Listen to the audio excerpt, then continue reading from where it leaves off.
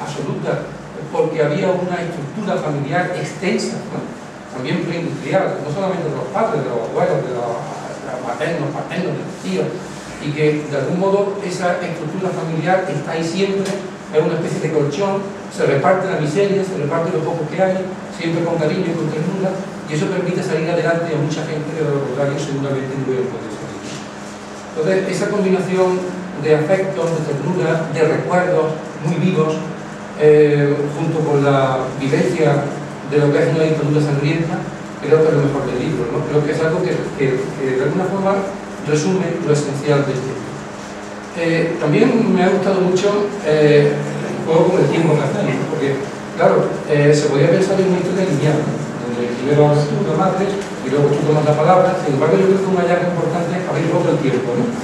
Habéis roto el tiempo de manera que el lector pues, utiliza un poco la moviola y se implica mucho más en lo que está leyendo. Primero es un testimonio, luego en el momento adecuado salta el testimonio de Isabel, de la madre, que es absolutamente vivo y absolutamente, yo diría que emocionante, profundamente emocionante, y luego vuelve a retomar la palabra la hija, con lo cual el punto del tiempo se cierra sobre sí mismo y de alguna forma anima al lector a estar atento hasta la última palabra del libro en cuanto a contenido, que ya hicieron muchos libros mucho más cortos que este, expresar la mitad de lo que dice. Así que yo creo que nos encontramos ante una aportación clave para entender lo que fuimos, para entender lo que somos y para entender por qué hay que seguir luchando para reconquistar y recordar lo mucho que hemos perdido y que yo creo que se introducía en una palabra, ¿no? Con dos palabras, que es la Segunda República, ¿no? En el fondo se trata de darnos fuerza para seguir luchando por lo que fue el régimen más democrático de la España en toda su historia, incluyendo el presente, ¿no? Así que nada, muchas gracias a todos y disfruto de todo.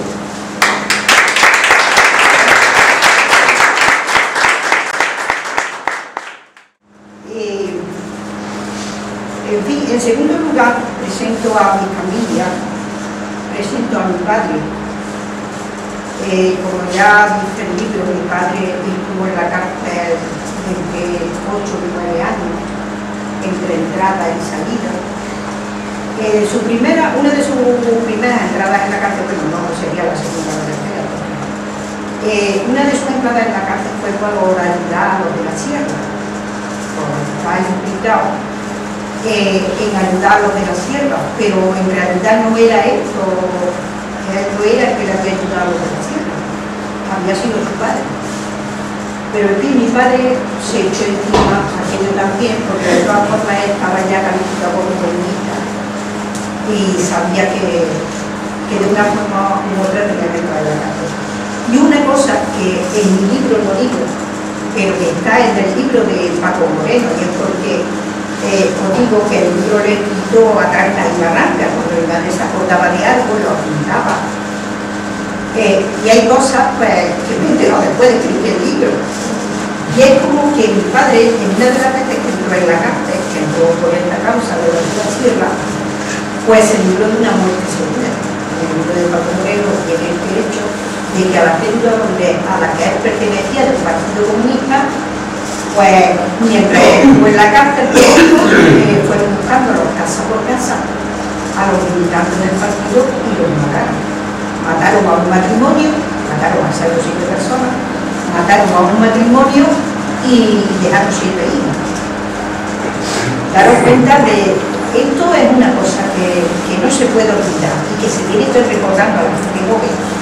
Daros cuenta de la crueldad de ir a las casas de las personas, sacarlos a matarlos, sin otra explicación que pertenecían al Partido Comunista y que se reunía en la clandestinidad.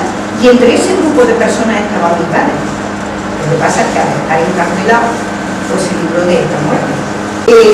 Mi vida, después de mi padre salir de la cárcel, ha transcurrido en el campo. ¿Por qué en el campo? Porque aquí en el libro lo pone, la vida para los presos políticos cuando salían de la cárcel era muy difícil encontrar trabajo.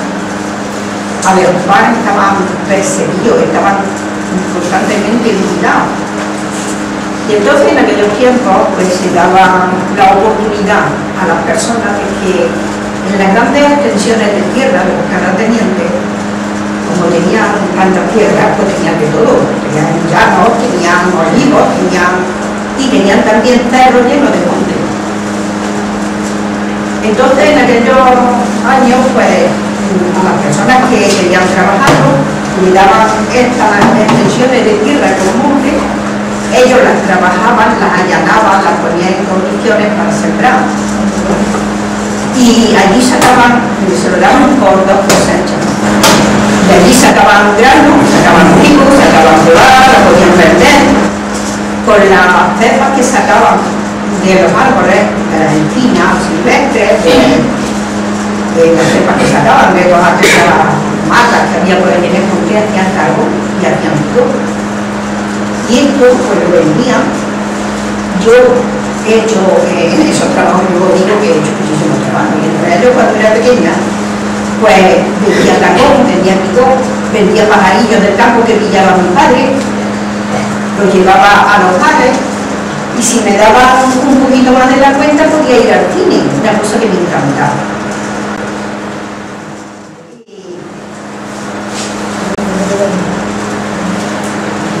En fin, sigo haciendo mi recorrido recordando las distintas labores del campo. El campo, aunque no lo creáis, aunque el campo de está tan mal mirado, tampoco reconocido, tampoco sabemos de él, de su cultura. El campo en sí tenía una cultura maravillosa.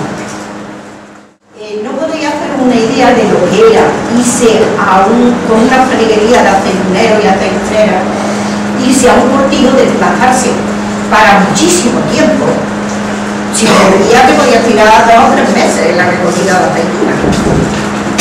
Pero luego había encantos especiales, había el encanto de que las personas que estaban trabajando en el campo, muchísimas personas, y en este hecho quiero yo rendirle un homenaje a los trabajadores del campo, porque nunca se les ha reconocido su labor, nunca se les ha reconocido su aportación a la economía del país, siempre han estado marginados, han sido personas que no sabían leer ni escribir.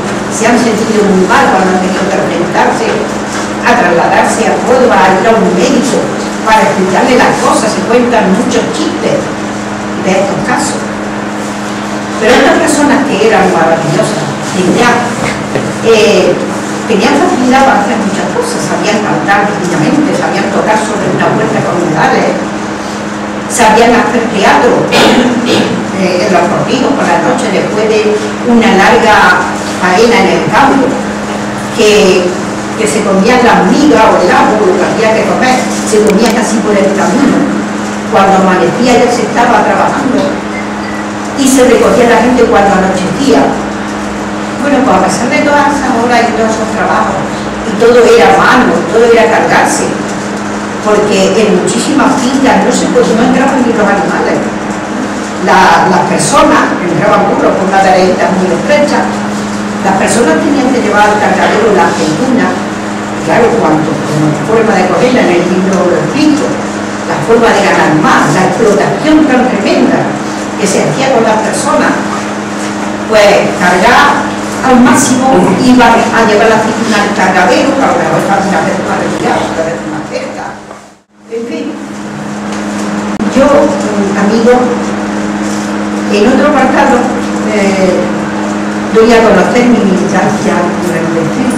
Yo aquí en este libro digo que no sé cuándo entré en el tiempo, porque desde luego yo creo que me entró mi padre cuando me hizo, porque en mi casa no se ha vivido otra cosa.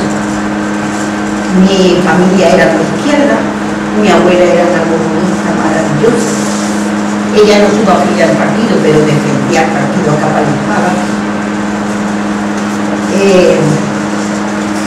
Viví muchas experiencias a raíz de estar militando en el partido, no la experiencia que vivieron muchas mujeres, pero no tan dura. Muchas mujeres vivieron experiencias duras, yo no. Pero en fin, alguna cosilla que otra pasó con la Guardia Civil.